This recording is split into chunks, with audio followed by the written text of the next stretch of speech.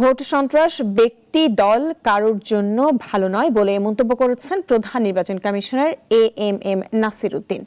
সকালে সপ্তম জাতীয় ভোটার দিবসের এক আলোচনা সভা শেষে এমন মন্তব্য করেন তিনি। উদ্বোধনী অনুষ্ঠানে ২০২৪ সালের চূড়ান্ত ভোটার তালিকা প্রকাশ করেন সিইসি।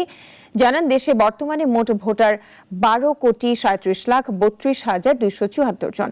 এছাড়া উদ্বোধন শেষে ভবনের সামনে থেকে নির্বাচন কমিশনের কর্মকর্তা কর্মচারীদের নিয়ে বর্ণাঢ্য র্যালি বের করা হয়।